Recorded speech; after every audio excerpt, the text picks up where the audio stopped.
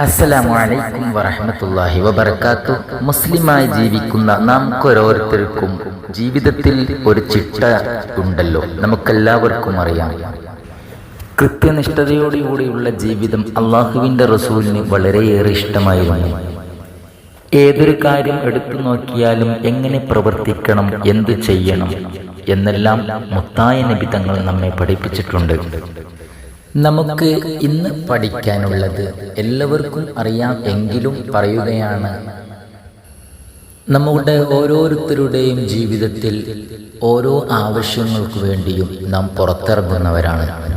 ഇപ്പോഴത്തെ കാലത്തെ സംബന്ധിച്ചിടത്തോളം എവിടെ ഇറങ്ങുകയാണെങ്കിലും നാം വാഹനത്തിലാണ് അധികവും പോവാറുള്ളത്. എന്നാൽ വാഹനത്തിൽ സഞ്ചരിക്കുന്ന അവർക്കുള്ളതാണ് ഈ ദിക്ർ. ഹജ്ജിനും ഉംറയ്ക്കും എല്ലാം പോയി കഴിഞ്ഞാൽ അതിനുള്ള അമീറന്മാര് ഏതു സമയത്തും വാഹനത്തിൽ കയറിയിറങ്ങുമ്പോഴൊക്കെ ചൊല്ലുന്ന ഒരു പ്രത്യേക ദിക്റുണ്ട്.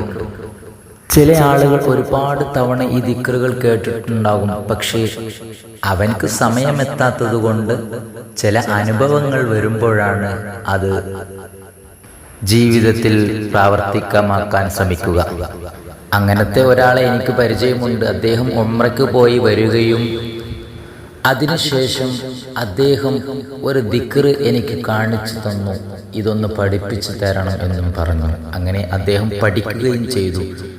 ചില സമയങ്ങളിൽ, ചില നേരങ്ങളിൽ നമുക്ക് ഹിദായത്തിൻ്റെ വഴി തെളിയുമ്പോഴാണ് നമുക്ക് ഇങ്ങനെയുള്ള നല്ല പ്രവർത്തനങ്ങളിലേക്ക് കടക്കാൻ കഴിയുന്നത്. എന്നാൽ ആ മഹത്തായ ദിക്ർ നമുക്കൊന്ന് ചൊല്ലി നോക്കിയാലോ? ബിസ്മില്ലാഹിർ റഹ്മാനിർ റഹീം. സുബ്ഹാനല്ലദീ സഖറ ലനാ ഹാദാ വമാ കുന്നാ ലഹു മുഖ്രിനീൻ വഇന്നാ ഇലാ റബ്ബിനാ ലമുൻഖലിബൂൻ. എല്ലാവിധ അപകടങ്ങളെ തൊട്ടും എല്ലാ ബലാ മുസീബത്തുകളെ തൊട്ടും എല്ലാ ശൈത്വാന്മാരുടെ ഷർറുകളിൽ നിന്നും എല്ലാ അക്രമികളിൽ നിന്നും യാത്രയിലുണ്ടാകുന്ന ക്ഷീണങ്ങൾ, അസ്വസ്ഥതകൾ, മാനസിക പ്രയാസങ്ങൾ എല്ലാം ഇത് ചൊല്ലിക്കഴിഞ്ഞാൽ ഇല്ലാതാവുന്നതാണ്.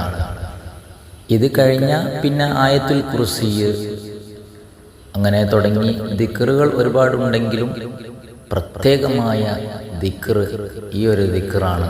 എല്ലാവരും പ്രത്യേകം ശ്രദ്ധിക്കണമെന്ന് ഓർമ്മപ്പെടുത്തിക്കൊണ്ട് ഇൻഷാ അല്ലാഹ് അസ്സലാമു അലൈക്കും വറഹ്മത്തുള്ളാഹി വബറകാതുഹു.